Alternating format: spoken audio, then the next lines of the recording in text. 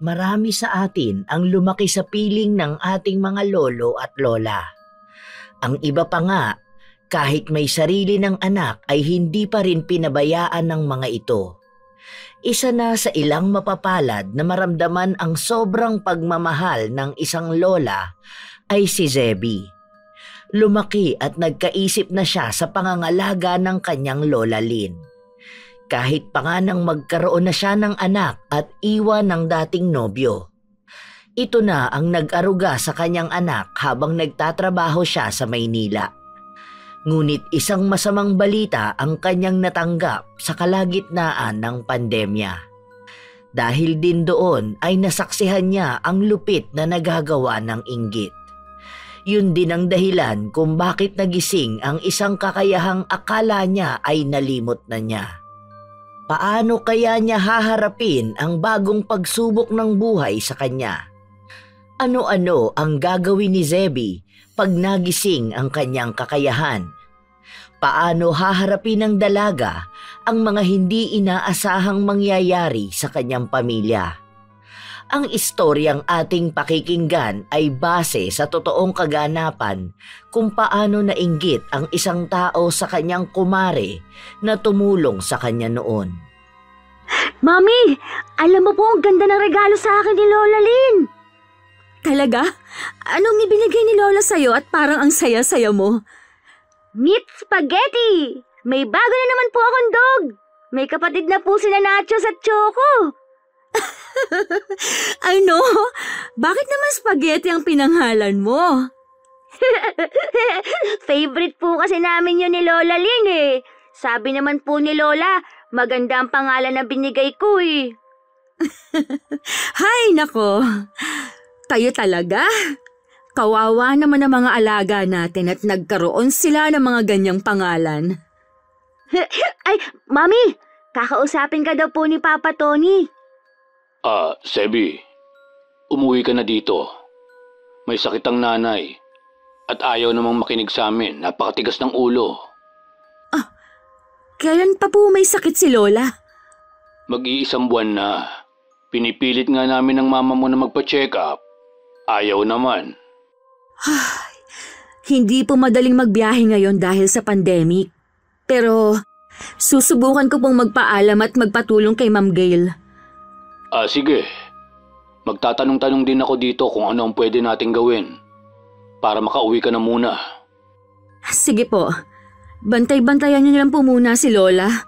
Baka pwedeng dyan na po muna kayo magstay sa bahay para may kasama sila ni Yani. Hindi din ako pwede at may sakit din ang nanay ng tita mo. Pero dito ko muna patutulugin si Tom. Total, wala na siyang trabaho. Ay, lintik kasi pandemic yan, perwisyo. Sige na. At kausapin mo na ang anak mo. Hindi pa man nakakasagot si Zebby ay sumulpot na ang mukha ng kanyang anak na lalaki. Kinamusta niya ang lagay ng kanyang lola dito dahil alam niyang hindi ito magsisinungaling.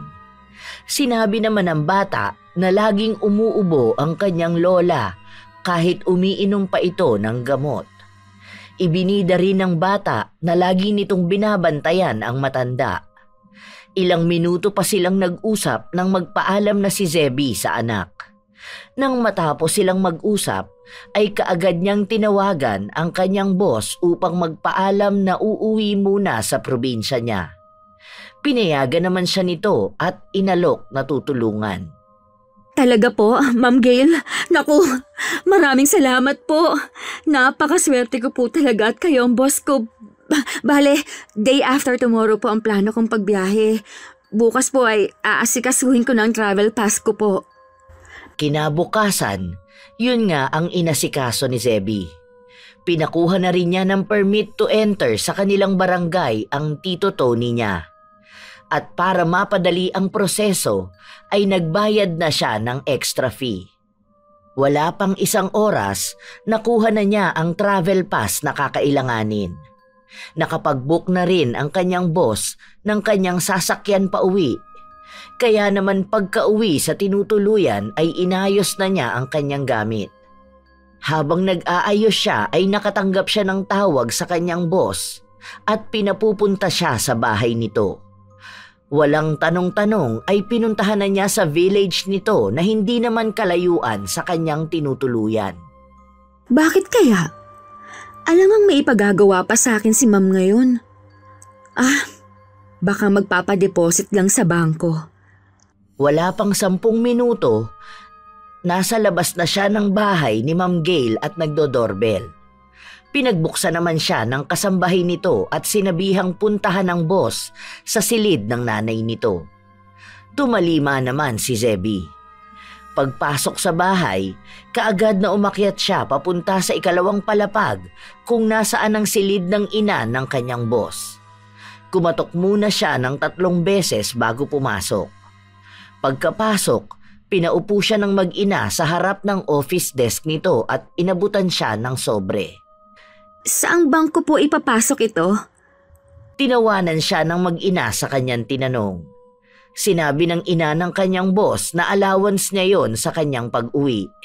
May isa lang daw itong hiling sa kanya, na sana ay bumalik pa rin siya dahil kailangan siya ng kanyang boss sa mga negosyo nito. Nagtataka namang binuksan ni Zebby ang sobre. Nagulat siya nang makita ang halaga ng laman nun. 10,000 pesos? Naku, napakalaki po nito. Hindi naman po yata tamang tanggapin ko ito. Marami na po kayong naitulong sa pamilya ko at nakakahiya na po. Pero ipinilit pa rin ng nanay ng kanyang boss ang allowance na ibinibigay nito. Ayon pa rito, hindi magiging tagumpay ang negosyo ng anak nang wala ang tulong niya. Nahihiya man, tinanggap na rin ni Zebby. Pagkatapos nun ay niyaya naman siya ng kanyang Ma'am Gail sa komedor ng mga ito. Doon ay bumungad naman sa kanya ang 3 kahon na may kalakihan. Ayon pa sa boss ay grocery yon para sa pamilya niya. Naku ma'am, napakarami niyo naman pong ibinigay, nakakahiya na. Pero hindi ko na po tatanggihan ang mga grocery na to. Maraming salamat po sa inyo. Napakapalad ko at nakatagpo ako ng among katulad ninyo. Paniguradong matutuwa sina Lola Lynn at Yani sa mga pasalubong ko. Pagkatapos magpasalamat ni Zebby, ay kinausap lang siya ng boss niya na bumalik siya sa kanya. Hindi siya nangako, pero sinigurado niya rito na hindi siya maghahanap pa ng ibang amo. Matapos yon ay ipinahatid siya nito sa kanyang tinutuluyan. Pag-uwi ay ipinagpatuloy niya ang kanyang pag-aayos ng mga gamit. Ang swerte-swerte ko! Ang swerte-swerte ko! Thank you, Lord! Napakabait mo talaga sa akin. Kinabukasan, maaga ang naging biyahe ni Zebby pauwi sa kanilang probinsya. Umabot din ng 7 oras bago siya nakarating. Pagdating niya sa kanila ay sinalubong siya ng mga alagang aso at pusa ng kanyang Lola Lynn at anak na lalaking si Yani. Kahit ang mga ito ay parang masaya na makita siya at nauna pang yumakap kay Zebby.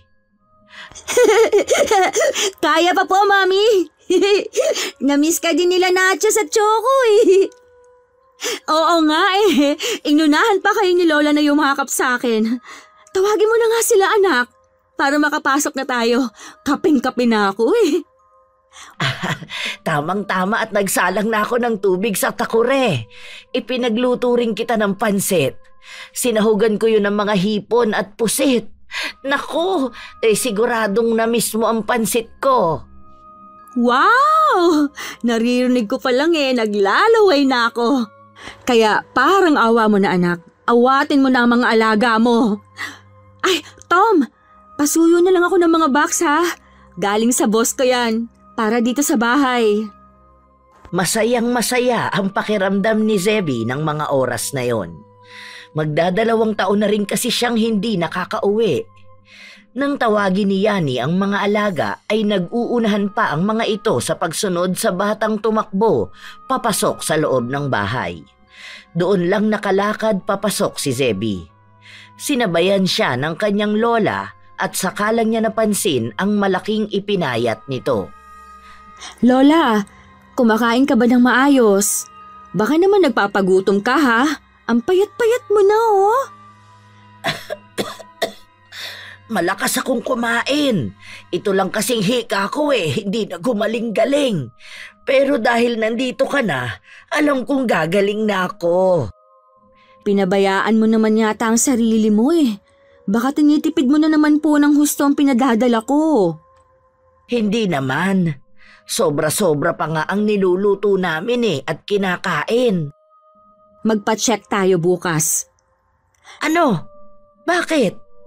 May sakit ka ba? La, hindi po ako magpapa-check up. Kayo po ang dadalhin ko. Nako, gastos lang yun. Halika na at ipagtitimpla na lang kita ng kape na isasabay mo sa pansit na niluto ko. Napabuntong hininga na lang si Zebby nang mauna nang pumasok ang kanyang Lola Lynn. Wala siyang nagawa kundi ang sumunod na lang dito. Sinundan niya ito hanggang sa kanilang komedor.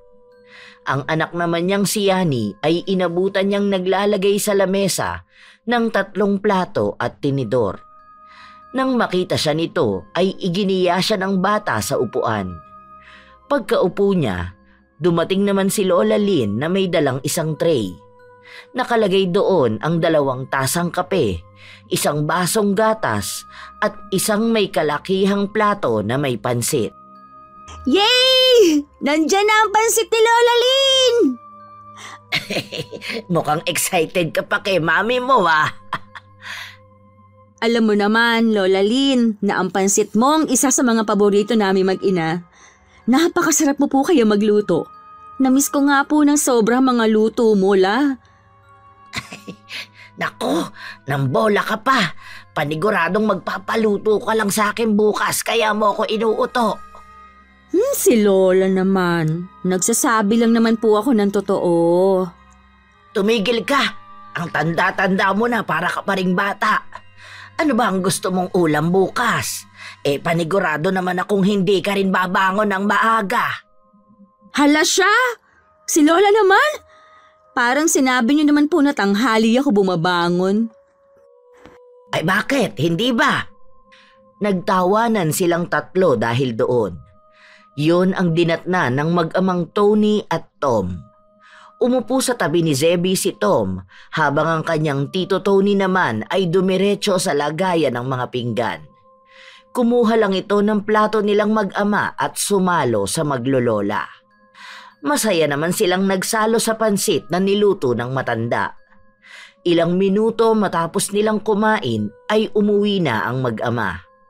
Habang ang 3 ay naiwan sa sala na nanonood. Plano na sanang hugasan ni Zebby ang kinainan nila pero napagtanto niyang ginawa na yon ng mag-ama bago umuwi. Nang maiwan na silang 3 ay may inabot si Zebby kay Lola Lynn. Kung okay na po sa inyo na pumunta tayo sa doktor, gamitin na po natin yan. Kasi may naiwan pa naman po sa akin. Oh, ano ba ito? Aba, ikaw talagang bata ka. Itabi mo na lang ito para may pera kayong mag-ina. Alam ko namang hindi ka nakaipon dahil panay ang padala mo sa amin. Kung ayaw mo po na magpa-check up, itabi niyo na lang po para may budget dito sa bahay. Huwag mo na po kaming masyadong iniisip. Ako naman po ang dapat gumawa nun. Isa pa, may ipon naman po ako. Hindi din naman po kailangan mag-grocery ng mga pagkain ni Yani at madami po akong dala na galing kila Ma'am Gail. Sige na po, kunin niyo na po yan. Hindi na nga. Sobra na ang ginagawa mo. Buhay pa ang mga anak ko at dapat sila ang gumagawa niyan, hindi ikaw. Sige po, isipin niyo na lang na regalo namin sa inyo to ni Yani. Sa pagmamahal, pag-aaruga, at para sa lahat ng ginawa mo po para sa aming mag-ina. Please po. Makita ko lang kayong masaya. Regalo na sa akin yon. Idagdag mo na yan sa ipon mo at may natira pa naman sa pinadala mo. Binigyan din ako ng mama mo. Magkano? Baka naman tira-tira na naman ng pamilya ng mga kapatid niya. Ay nako, huwag ka nga magsalita ng ganyan. Binigyan ako ng sarili kong pera ni mama mo. Bakit ba ang init ng dugo mo sa mga tito mo at sa mga pinsan? La, hindi mainit ang dugo ko sa kanila. Nagsasabi lang po ako ng totoo. Simula pagkabata ko, hindi ko man lang nakita na sa'yo bumabagsak ang mga padala niya. Kailangan mo nang dumaan sa mga kapatid niya. At alam mo naman po na alam kong ginagawa nila. Tara na, Yani. Matulog na tayo. Mag-good night ka na kay mami mo. Good night, Mommy. I love you. Mwah! Pagkatapos humalik ng anak niya sa kanya ay sumama na ito kay Lola Lynn, papasok sa silid ng matanda. Naiwan naman si Zebby na napabuga na lang ng hangin. Ilang sandali pa, tumayo na rin siya sa sofa. Inilagay na lang niya ang pera sa gilid ng telebisyon. Tiningnan niya muna ang mga pinto kung nakalakba at siniguradong nakasarado lahat ng bintana. Kahit pa ang bintana sa kusina at banyo. Nang masigurado na ay doon lang siya pumasok sa kanyang silid at natulog. Kinabukasan ay nagising si Zebby dahil sa mahihinang pagyugyog ng kanyang anak na si Yani. Mami! Mami! Gising ka na po! Natimplahan ka na po ng kape ni Lola! Mami! Huh? Ay nako! Para ka pong si Choco kung matulog. Bakit anak? Bangon ka na po! Tinimplahan ka na po ni Lola ng kape! 5 minutes pa, please! Hinihintay ka na po ni Lola. Sabay daw po kayo magkape. Saka sama daw tayo sa bayan para bumili ng ulam. Opo, babangon na. Wait lang. Hintayin na po kita. Sabay na po tayo lumabas. Kahit inaantok pa ay bumangon na si Zebby. Sabay silang lumabas ng kanyang silid at nagtungo sa komedor. Nang makausap na ang anak ay dumiretso muna siya sa banyo upang maghilamos at mag-toothbrush. Ilang sandali lang, bumalik na rin siya sa komedor at sinaluhan ang maglola sa almusal. Apo, ano bang gusto mo mamayang tanghalian? Kahit ano po, basta luto mo po ay siguradong magugustuhan ko. Kaya kayo na po ang bahala. Lola! Lola! Sinigang na lechon po ang iluto nyo. Para matikman po ni Mami kung gaano kasarap ang sinigang na lechon na gawa ng super lola ko. Super Lola! Nako, pati pagiging bolero ng mami mo namana mo, no? Pero sige, sinigang na lechon ang tanghalian natin. Sakto at Huwebes ngayon, araw ng palengke. Sakto po pala. Bibilhan ko na rin ng collar ang mga alaga nyo. Saka may pagkain pa ba sila? Marami po. Basta po may luto si Lola. Marami silang pagkain. Favorite nga po ni Nachos ang sabaw ng sinigang na lechon eh. Akala ko cat food at dog food ang kinakain nila. Anak, ano bang gusto mong bilhin sa bayan mamaya? Bola po, para kila Nachos, spaghetti at choco. Sige. Bibili tayo ng laruan nila. Bibilhan ko na rin sila ng vitamins para hindi sila magkasakit. Gusto mo ba yon? Opo! Saka shampoo, sabon. Nagbabrush po ba sila ng teeth? Napatawa na lang sina Zebby at Lola Lynn sa tanong na yon ni Yani. Pero tumango pa rin siya para maipaalam sa anak na oo ang kanyang sagot. Pagkatapos nilang mag-almusal ay magkakasama silang nagtungo sa pupuntahan para mamili. Inabot din sila ng 2 oras sa bayan bago nakauwi. Pagdating sa bahay, napansin ni Zebby na hindi na nakaayos ang mga halaman ng kanyang lola. Kaya naman may naisip siya. Lola, pwede ko po bang pakialaman ang mga halaman mo? Parang sabog na sila oh. Oo naman. Ayusin mo na rin ang hardin-hardinan ko para hindi ka mainip dito. Ay, bet ko yan la. Magdadagdag na rin ako ng ibang halaman Okay lang po ba sa'yo ang cactus?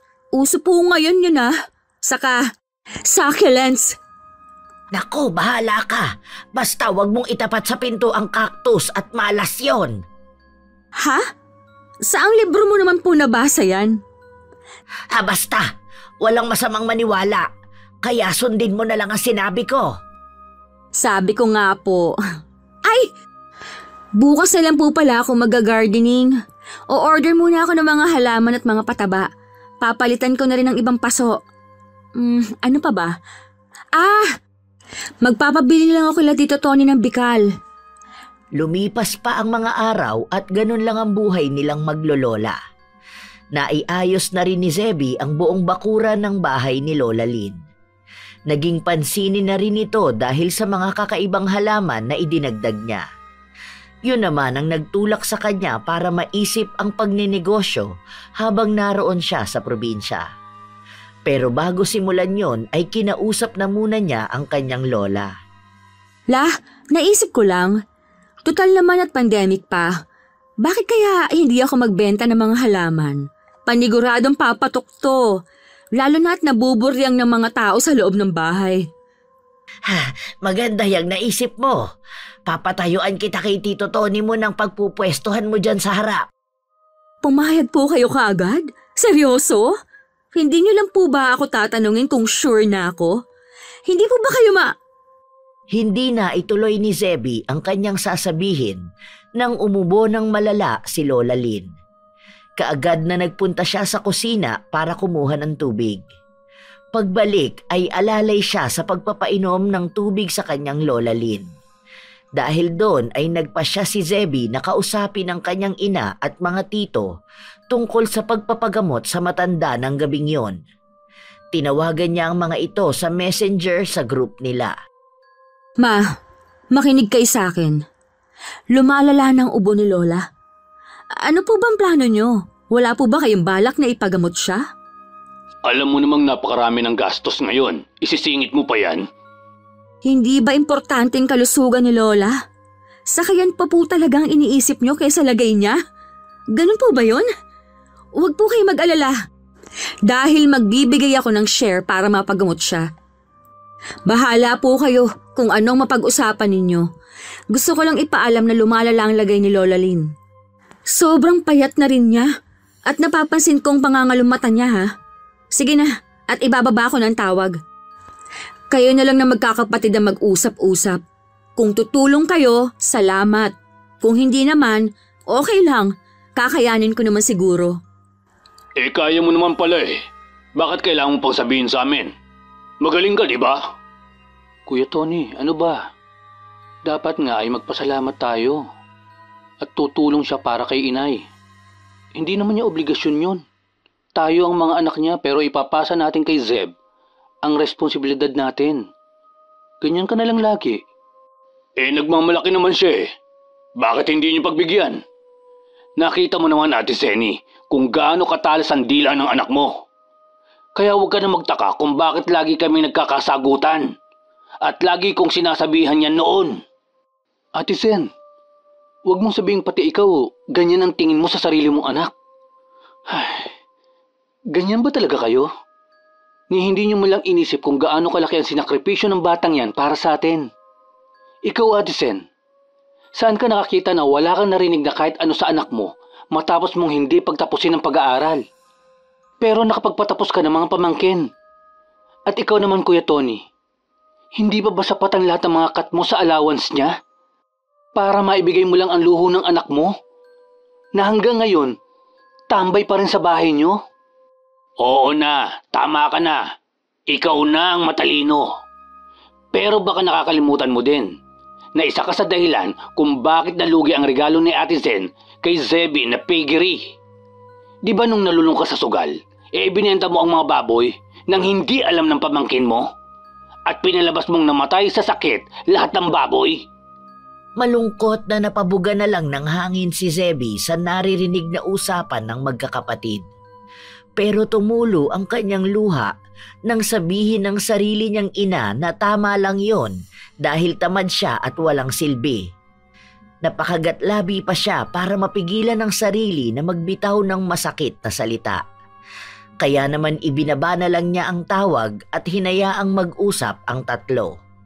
Hindi niya namalayang nakatayo pala sa kanyang likuran ang kanyang Lola Lynn na narinig ang lahat ng sinabi ng mga anak. La! Kanina ka pa po dyan? Hayaan mo na sila, Apo.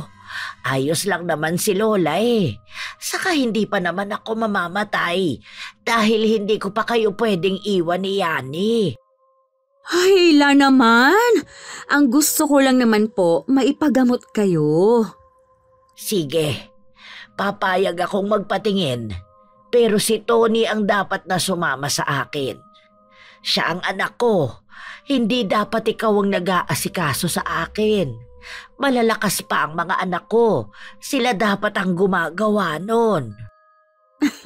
Kung yan po ang gusto ninyo, kakausapin ko si Tito Tony. Hihiramin ko na lang po yung kotse ni Annie para hindi tricycle ang gamitin ninyo. Ano ka ba, Apo? Kahit hindi na. Nakakahiya naman sa kaibigan mo. La, wala naman yun kay Annie eh. Mas love ka pa nga nun kesa sa akin. Hay siya, sige. Ikaw ang bahala. Samahan mo ako magkape. Sabay na nagtungo sa kusina ang maglola para gumawa ng kanilang kape. Buong gabi sila nagkwentuhan ng mga nakakatawang nangyayari kapag may reunion ng pamilya. Nang makaramdam na ng antok si Zebby ay nagpaalam na rin siyang mauuna ng matulog. O sige, mauna ka ng matulog. Titingnan ko pa mga bintana kung may nakabukas pa. Good night, La. Matulog ka na rin po pagkatapos, ha? Oo na, sige at matulog ka na.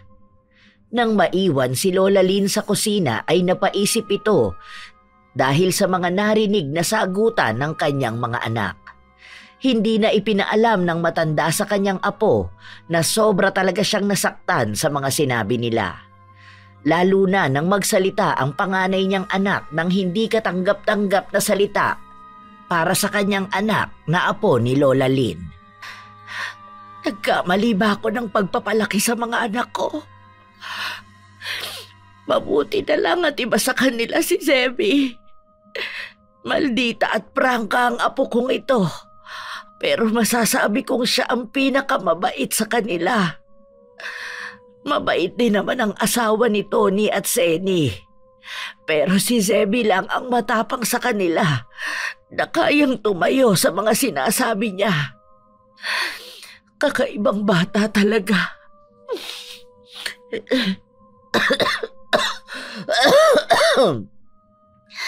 Mabuti na lang at may Zebby at Yani ako na talaga namang nagpapasaya sa akin. Kahit pa nga dating sakit sa ulo at pasaway talaga ang batang si Zebby. Matingnan ko na nga ang mga bintana para makatulog na. Kinabukasan ay pinasamahan nga ni Zebby ang kanyang lola sa kanyang tito at sa asawa nito. Habang sila namang naiwan sa bahay ay sinimula na ang pag-aayos ng negosyong plano niya. Nagpatulong na lang siya sa mga pinsan ng kanyang kaibigang si Annie na maitayo ang pagpupwestohan ng mga paninda niya. Habang si Yani naman ay nanonood ng TV kasama ang pinsan ng ina na si Tom. Nang sumapit na ang tanghalian ay bumili na lang ng lechong manok sa bayan si Zebby na kanilang pagsasaluhan kasama ang mga tumulong sa kanya. Habang kumakain ay biglang nagsalita si Yani na ikinagulat ng lahat. Mami, bakit hindi niyo po binibigyan ng food yung bata? Ha? Bata? Anong bata? Ikaw lang naman ang bata dito. Huh? Hala si Mami, hindi niyo po ba nakikita yung bata sa may harap ng gate? Ayun o, kumakaway pa nga sa akin eh. Anak, walang batang nakatayo dyan. Baka naman gutom na gutom ka lang kaya kung ano-ano nakikita mo. Ay naku Mami, mukhang kailangan mo na rin magsuot ng salamin katulad ni Lola. Labis ang pagtataka ni Zebby sa sinabi ng anak. Sasabihan pa sana niya ito na hindi yun totoo nang bigla siyang sikuhin ng katabi niyang si Annie. Sinabi sa kanya nito na baka parehas daw silang mag-ina na nakakakita ng mga kaluluwa. Nais man niyang matawa sa sinabi ng kaibigan ay napaisip din siya. Matagal-tagal na rin simula nang hindi na nakakakita ng mga kakaiba si Zebby. Huwag kang maingay, Bes. Saka mga bata pa tayo nun, no? Wala na akong nakikita ngayon. Nagkibit balikat lang ang kanyang kaibigan. Nagpatuloy na lang sila sa pagkain. Pagkatapos kumain ay si Annie na ang nagpresenta na maghugas ng kanilang pinagkainan. Si Tom naman ay naglatag na ng foam sa sala para doon sila matulog ni Yani ng tanghali. Habang si Zebby naman ay kasama ang mga pinsan ni Annie na naglalabas ng kanyang mga paninda. Nang sumapit na ang hapon ay doon lang dumating ang lola at tito ni Zebby. Tito Tony, ano po ang balita? Marami pa daw test na kailangan gawin kay inay. Ang ibang resulta naman, babalikan ko na lang paglipas ng 3 araw. Sabi nga pala ng doktor, parang may tubig sa baga si inay. Nasabihan ko na ang mama mo at si Mario. Planong mag-home base muna ni Mario. Pauwi ng mama mo si Zanya. Tubig sa baga?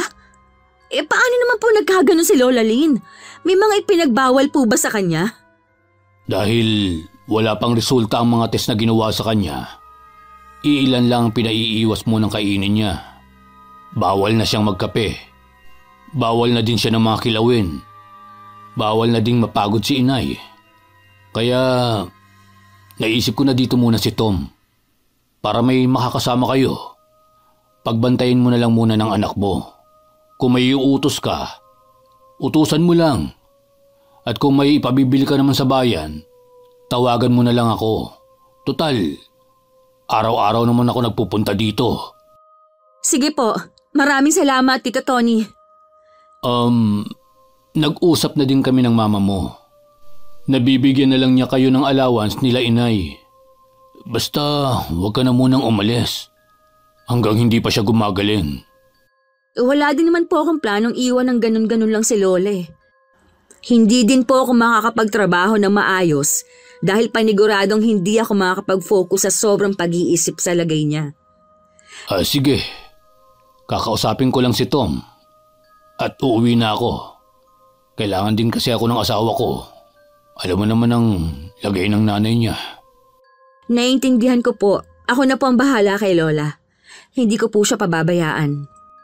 Pagpasok sa loob ni Tony ay doon lang nagsimulang magligpit si Zebby ng kanyang mga paninda. Nang matapos niyang magligpit ay pumasok na siya sa loob. Inabutan niyang nagtitimpla ng kape ang kanyang tito. Kaya naman inalok niya ito ng tinapay. Habang sina Tom at Yani ay nagliligpit sa sala.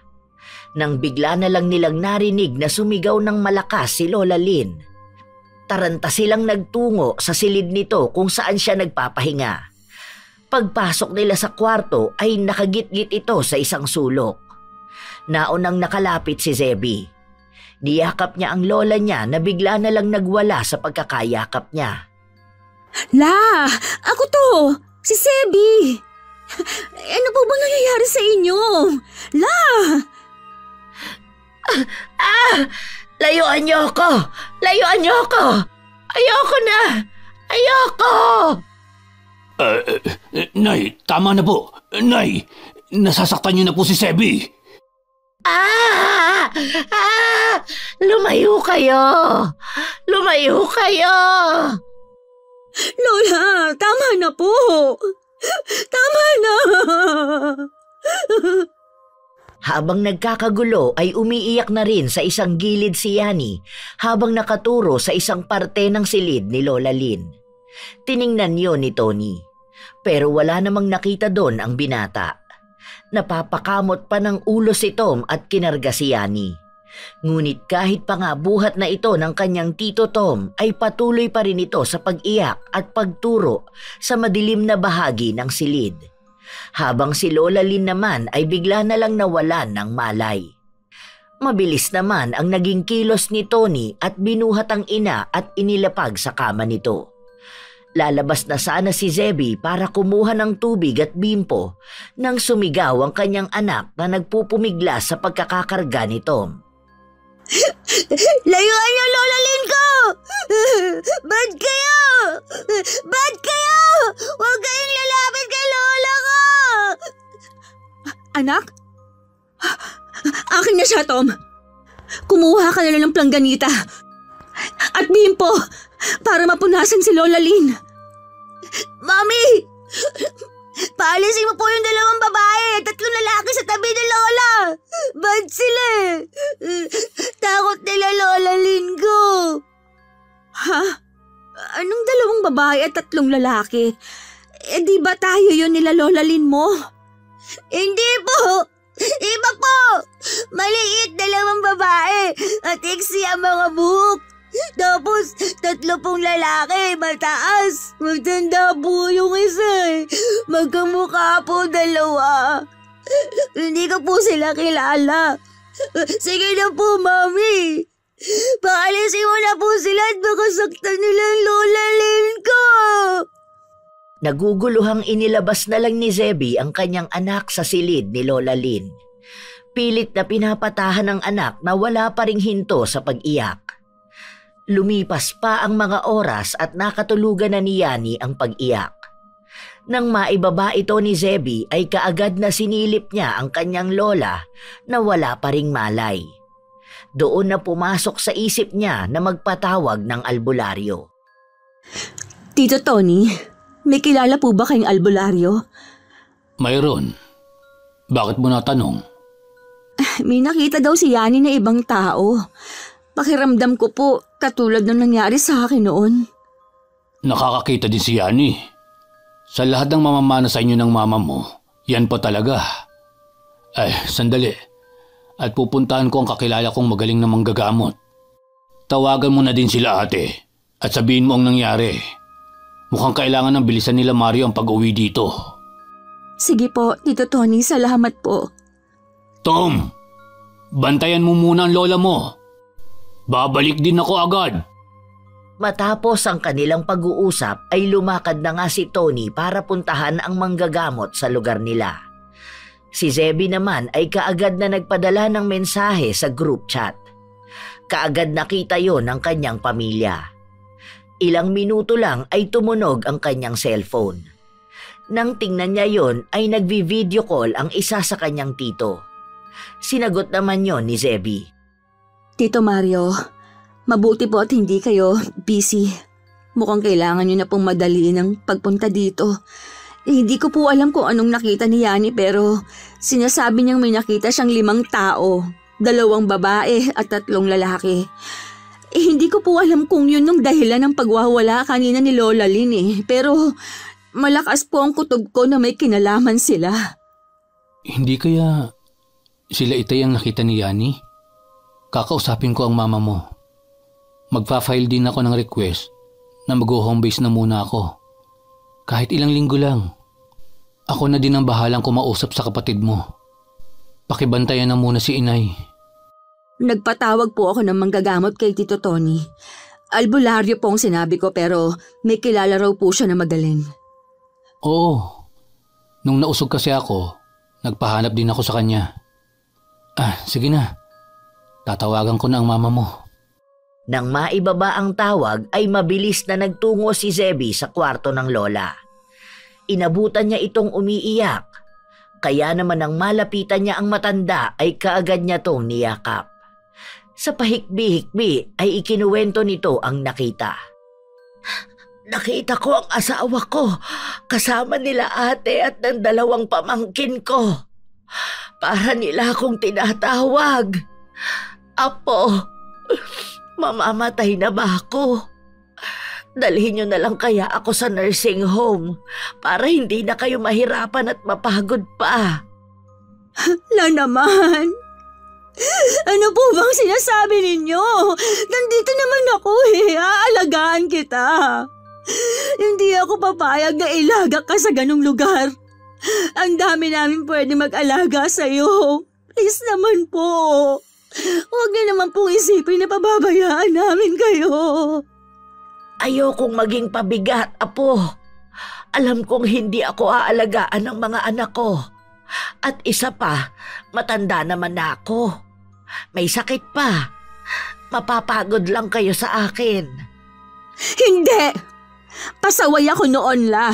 Pero pangako ko sa'yo na aalagaan kita. Kahit ano pa mangyari. At kahit ipilit mo, hindi kita dadalhin sa nursing home. Hindi ko kaya. Masasaktan ako. Hahanapin ka ni Yani. Malulungkot kaming lahat. Aalagaan mo ko kahit masungit ako, kahit na makulit na ako. Paano kapag naging makakalimutin na ako? Aalagaan at mamahalin kita, La. Katulad ng pag-aalaga at pagmamahal mo sa aming mag-ina. Alam mo namang, ako lang ang nakakatagal sa kasungitan mo. Kaya alam kong kaya ko. Salamat, Apo. Kahit hindi mo naman obligasyong alagaan ang matandang katulad ko, ay aalagaan mo pa rin ako. Huwag kang mag-alala. Magpapagaling ako kaagad para naman kami ni Yani ang ipasyal mo sa Maynila. Para madalaw ko rin ang kapatid kong bunso. Pwede naman yata tayong tumuloy kay Mario. Opo, La. Magpagaling ka kaagad kasi babalik pa tayo sa Okada. Tapos, mag-check-in tayo sa hotel nila. Mamamasyal din tayo sa Tagaytay para malamig. Saan mo pa po gustong pumunta? Kahit saan, basta kasama ko si Yani. Si Yani lang? Paano naman ako? Hindi mo ba ako gustong kasama? Sandali lang at pag-iisipan ko. Lola naman magtatampo na ako niyan. Mahinang tumawa si Lola Lynn at muling niyakap si Zebby. Halos 1 oras din bago nakabalik si Tony kasama ang kanyang asawa at ang manggagamot. Sakto namang tumawag ang boss niya kaya nagpaalam na muna siya na lalabas sandali. Sa kanyang paglabas ay mabilis na napa-sign of the cross ang manggagamot. Lumapit ito sa nakaupong si Lola Lynn at saka idiniin ang medalyon sa noo nito. Bigla na lang nagkikisay ang matanda. Inutusan naman ng manggagamot ang mag-ama na hawakan ang magkabilang kamay nito na kaagad nilang sinunod. Nang tumigil ang pagkikisay ng matanda ay bigla na lang itong yumuko at saka tumawa. Habang unti-unting umaangat ang katawan nito mula sa kama. Tinik talaga yang si Zeb. Siya dapat ang uunahin ko kaya lang ay mukhang may proteksyon ng bruha. Anong nangyayari? Sino ka? Bakit ko naman sasabihin sa'yo? Di nahanap niyo ako. Walang sali-salitang may dasal na inusal ang manggagamot at saka ipinadaan sa mga braso nito at tiyan ang isang sanga ng halaman. Nagsisigaw naman si Lola Lynn na parang nasasaktan. Itinapat ng manggagamot sa leeg nito ang hawak na sanga. Kinuha namang pagkakataon yon para matanong niya ito kung sino ito at kung bakit niya ito ginagawa. Magsasalita na ako. Huwag mo ako papatayin. Tagataas ako. Kilala ko ng pamilya niyo. Naiinggit ako sa kanya dahil gusto siya ng lahat ng tao. Mahal na mahal pa siya ng mga anak niya. Samantalang ako ay nagdurusa dahil sa mga anak ko at mga apo ko. Siya naman ay nagpapakasaya. Tapos, ang ganda-ganda pa ng buhay niya. Nag-aalaga lang ng apo. May pera na lagi pang may papackage galing abroad. Kakaunti lang naman kung magbigay sa iba. Hindi lang yon. Nang minsang umutang ako sa kanya para may pangsugal ako, ay hindi niya ako pinautang. Bigas ang ibinigay sa akin. May susugal ko ba yon? Tado ka. Ikaw siguro ang dahilan kung bakit hindi nawawala ang ubo ni inay. Sino ka ba? Hindi mo ako kilala, pero kilalang kilala ko ang pamilya niyo. Masyadong matulungin ang nanay mo pero hindi niya ako tinulungan. Sino ka ba talaga?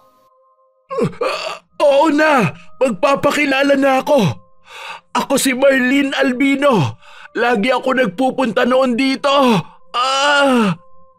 Nang masabi nito ang kailangan niya ay nagbanta ang manggagamot na kapag hindi niya tinanggal ang inilagay niyang sakit kay Lola Lynn ay tutuluyan siya nito. Kaagad namang nagmakaawa ang salarin na nasa katawan ni Lola Lynn. Nangako itong tatanggalin na ang ibinigay. Ilang sandali pa ay pinakawala ng albularyo ang matanda at doon ito nawala ng malay. Lumipas pa ang 3 araw ay naging maayos na ang lagay ni Lola Lynn. Akala nila ay ayos na ang lahat ng isang gabing bilogang buwan ay bigla na lang itong kumatok sa kwarto ni Zebby. Apo! Apo! Pwedeng dyan na muna matulog si Yani. May mga anino kasi ako nakikita sa labas ng bintana ko. Gigisingin ko lang si Tom para tignan. Ayoko namang maiwan mag-isa ang apo ko. Pumasok po kayo. Dito na lang po kayo ni Yani. Kami na lang ni Tom ang titingin. Tingnan mo na nga rin kung naila ko ba ang pinto sa likod. May mga yabag din kasi ako naririnig. Sige po, dito lang kayo ha. Lumabas ng silid si Zebby at kinatok ang kwartong ginagamit ni Tom. Hindi naman nagtagal ay lumabas ito at halatang hindi pa natutulog. Sinabihan niya lang ito na tingnan kung may nakapasok sa bakuran. Pinagdala niya rin ito ng pangproteksyon sa sarili. Siya naman ay nagtungo sa kusina at tiningnan ang pintuang walang doorknob. Nang makitang nakalagay naman ang double lock nun ay sumunod na siya kay Tom. Ngunit bago pa siya makalabas ng bahay ay nasa lubong na niya ang binatang pinsan. Sinabi nito na wala itong nakita, kaya naman bumalik na siya sa kwarto niya. Pagdating doon ay nakita niyang magkatabi ang kanyang anak at si Lola Lynn na hinahaplos-haplos pa ang buhok ng bata. Lola, dito ka na lang po matulog. Sige, may nakita ba kayong tao? Huwag mo na lang pong pansinin. Basta, dito ka na lang po matulog. Ako na po ang sa tabi ng bintana. Sige. Good night, Apo. Pasensya ka na kay Lola, ha? Ha? Ano po bang sinasabi ninyo? Huwag na po kayong masyadong mag-isip. Matulog na po kayo para may lakas kayo bukas. Alam mo, pakiramdam ko magkakaroon tayo ng mga bisita bukas. Kaya kailangan kong maglinis ng buong bahay. Matutulog na ako para makapagluto din ako ng masarap na ulam. La, bawal sa inyo magpagod. Kami na nito mang bahala bukas. Maglilinis kami at magluluto ako ng sarsyadong maya-maya. Gusto mo po ba yon? Ano naman ang gagawin ko kung kayo ang maglilinis at magluluto? Manood na lang po kayo ng TV ni Yani. Ay nako, mas magkakasakit ako pag wala akong ginagawa. Huwag nang matigas ang ulo, La. Ako na ang bahala sa lahat. Mana yata sa'yo to. Hindi rin. Maldita at pasaway ka Napakataray mo pa. Hala si Lola. Napakabait ko kaya. Sige na at matulog na tayo.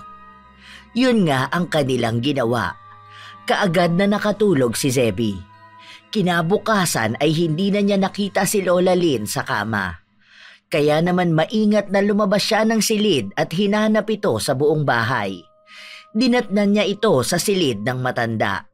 Nag-aayos ng mga damit. Nagtaka naman siya sapagkat batid niyang hindi makalat sa damitan ang lola at laging nakatupi at nakahangir ng maayos ang lahat ng damit nito. Ano yan, La? Maayos naman po ang gamitan mo Hinahanap ko kasi yung peach na Pilipiniana ko. Regalo mo yun sa akin nung nakaraang birthday ko Ang alam ko inihanger ko yon. Bakit mo naman hinahanap ang regalo ko na yon? Pakiramdam ko kasi magagamit ko na ang damit. Makikiparty ka? Saan naman? Hayaan mo na nga. Magkape na lang tayo.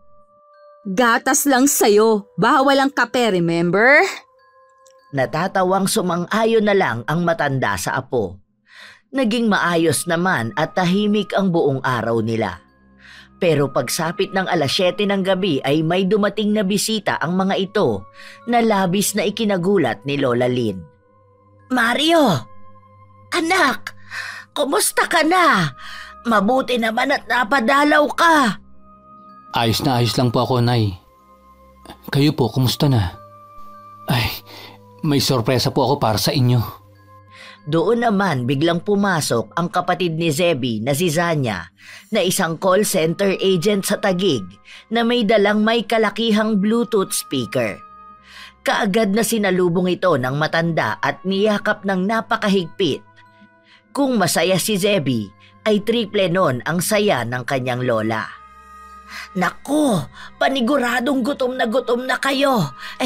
Tamang-tama, sabay-sabay na tayong maghapunan. Narinig niyo po yata na yung tiyan ko eh. Naghahagik-hika naman silang lahat na nagtungo sa komedor at masayang pinagsaluhan ang pritong isda at ginisang gulay. Nasa kalagitnaan na sila ng pagkain nang bigla na lang mabitawan ni Lola Lynn ang kanyang kutsara at tinidor.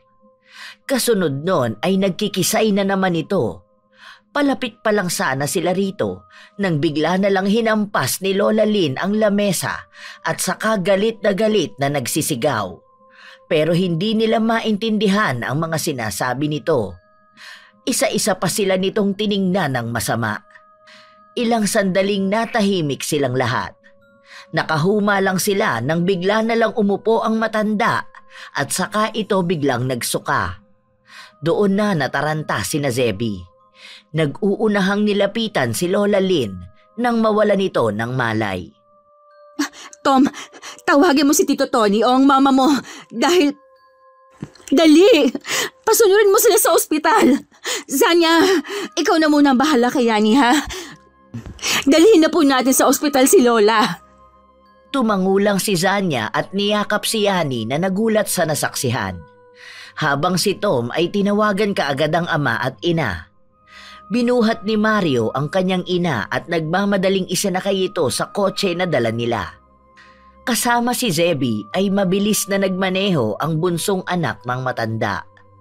Ilang minuto rin ang lumipas bago nila narating ang ospital. Pagdating doon ay inasikaso sila kaagad ng isang nurse. Habang tinitignan ng doktor si Lola Lynn ay panay ang pagdadasal nila na maging maayos ang lagay ng matanda. Panginoon ko, tulungan niyo po si Lola Lynn. Gabayan mo po siya at ang aming buong pamilya.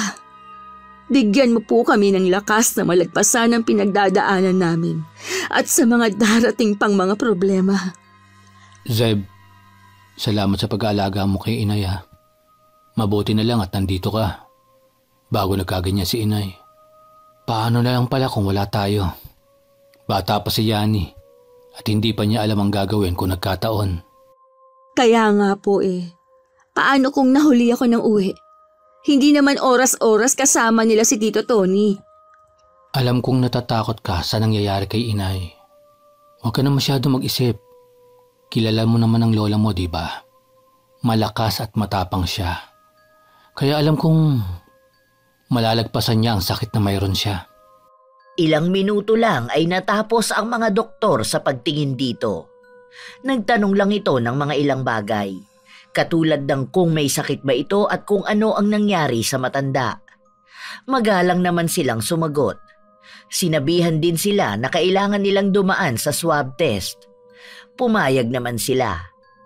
Ilang oras lang ay may resulta naman na, kaya nalaman nilang negative sila sa COVID virus.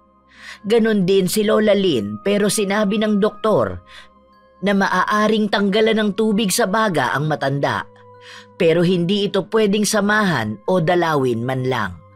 Tanging mga nurse at doktor lang daw ang pwede nitong makasama bago at pagkatapos ng operasyon.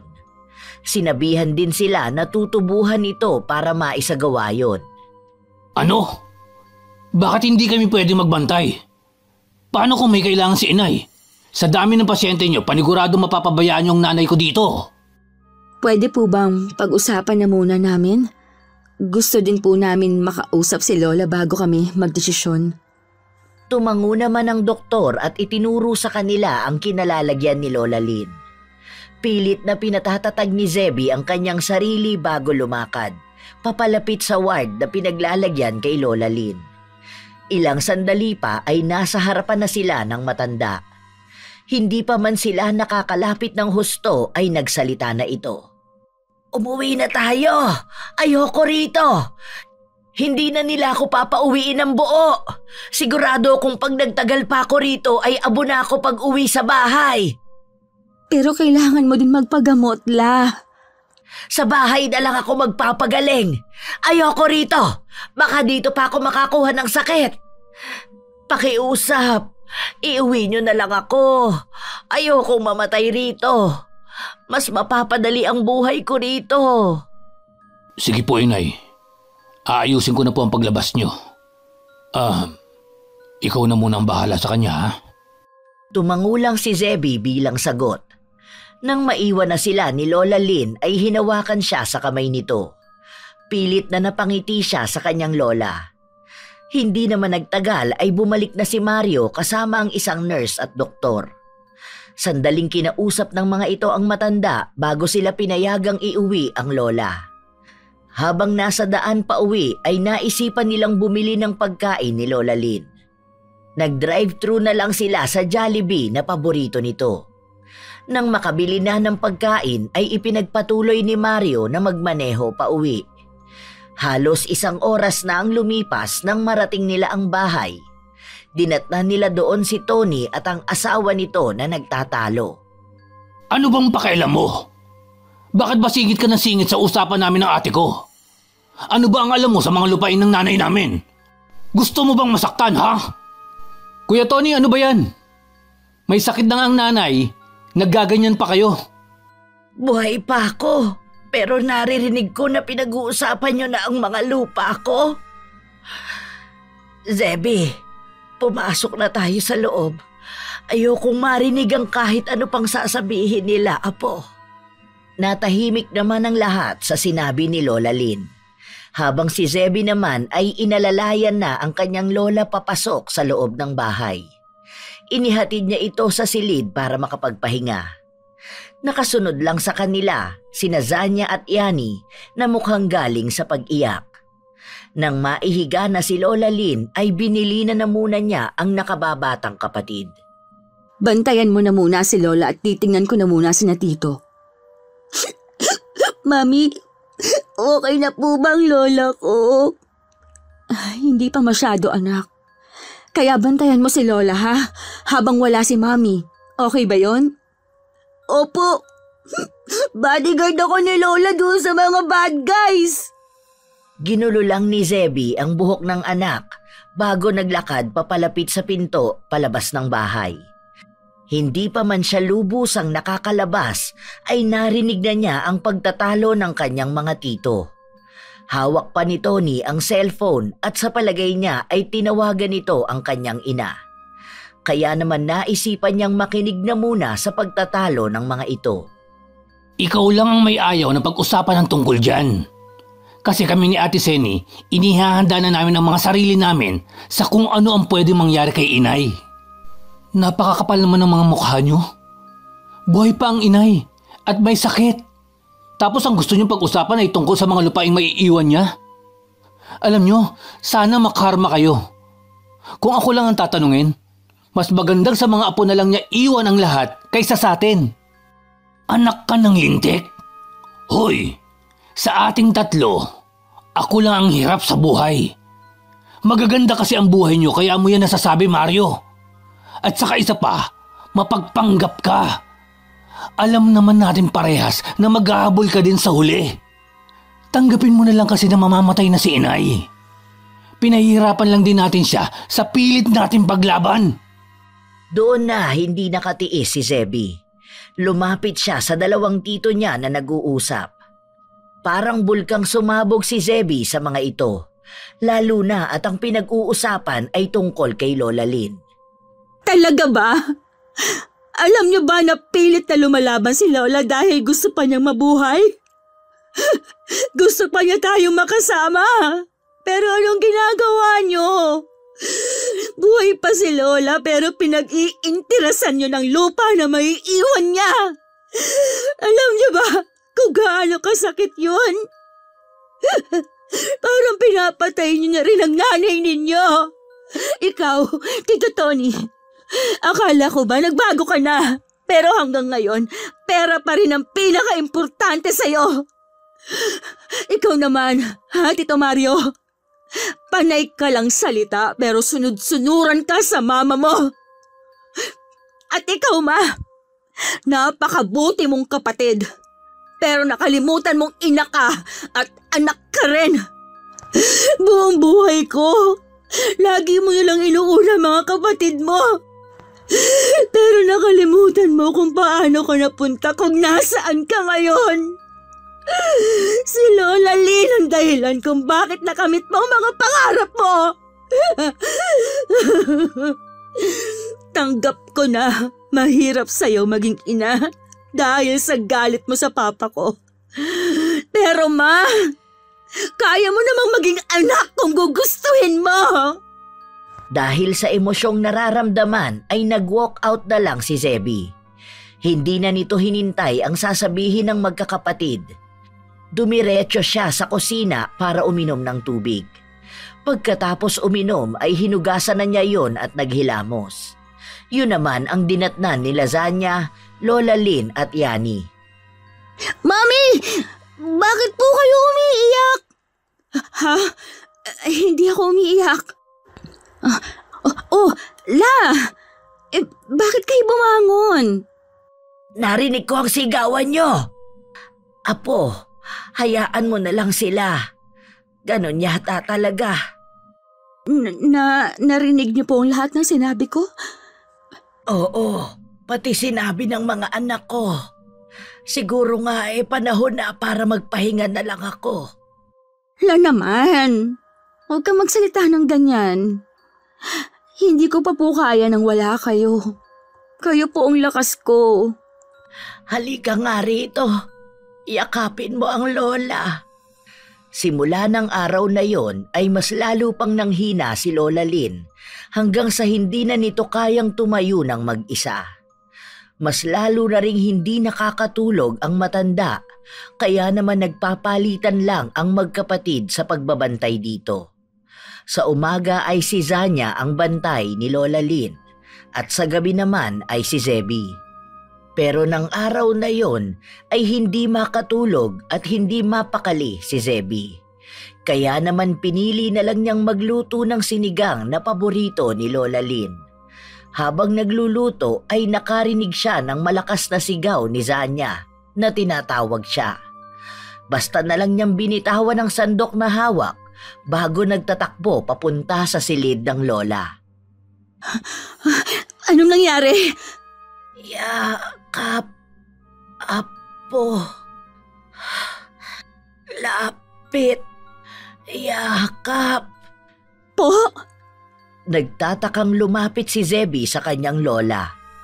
Nang makalapit ay umupo siya sa gilid ng kama nito at hinaplos-haplos ang ulo ng matanda. Hahalikan niya sana sa noo ang kanyang Lola Lynn nang hilahin na lang siya nito para yakapin. Sa pagyakap ni Lola Lynn ay biglang may nakita si Zeby sa kabilang panig ng kama ng matanda. Mga figura yon ng tao pero hindi niya nakikita ang mga mukha ng mga ito dahil sa sobrang liwanag. Naintindihan niya naman ang ibig nung sabihin. Hindi! Hindi pa pwede! Hindi pa ako nakakabawi kay Lola Lynn. Pakiusap, wag muna. Mahal na mahal kita, apo ko. Pagkatapos sabihin yon, ay dahan-dahang dumausdos ang kamay ni Lola Lynn pabagsak sa gilid nito. Isang malakas na sigaw ang kumawala sa lalamunan ni Zeby. Sigaw na puno ng sakit at pagsusumamo. Dahil doon ay nag-uunahang pumasok ang magkapatid na Mario at Tony. Inabutan nilang yakap nang umiiyak na si Zeby ang nakapikit at wala ng buhay na katawan ni Lola Lynn. Bumaha ng luha sa loob ng silid ng araw na yon. Panay ang pagsisisi nila Mario at Tony sa kanilang mga pagkukulang sa ina. Niyakap ni Mario ang kuyang si Tony nang muntik na itong mabuwal. Nay, patawarin mo ako. Hindi man lang kita naalagaan. Ang totoo niyan, hindi kita kayang harapin. at makita ka nangihina. Ang tagatanga ko.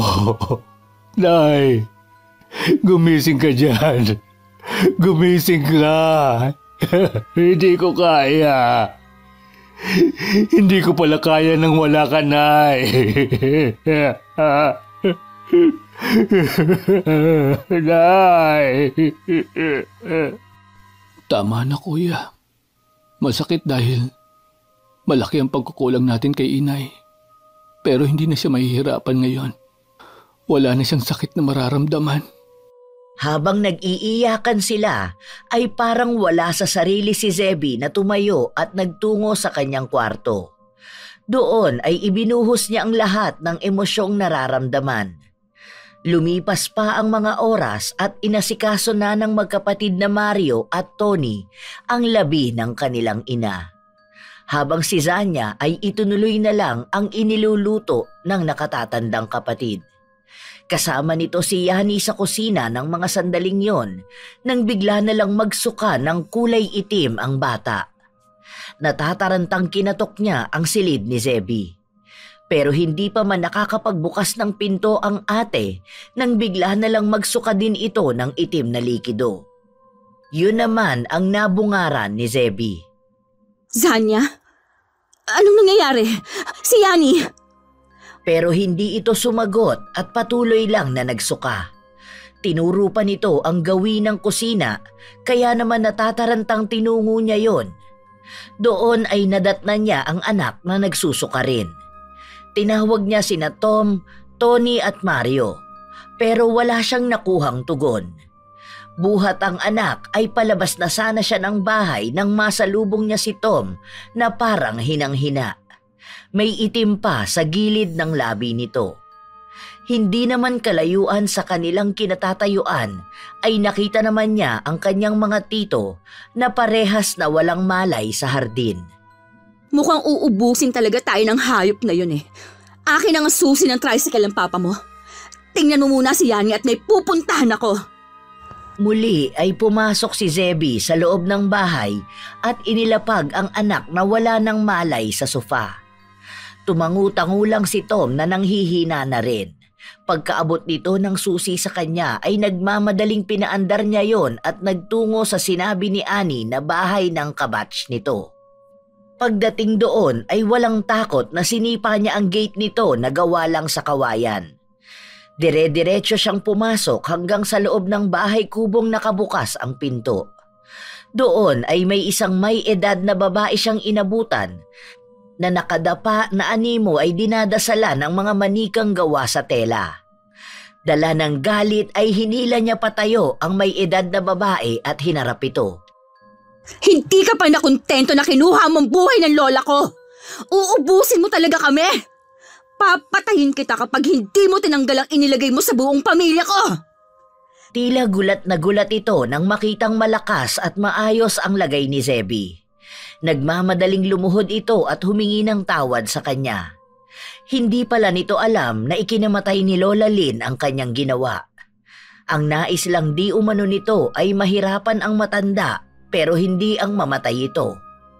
Panay ito hingi ng tawad at nangakong tatanggalin ang ibinigay na sumpa sa kanilang pamilya.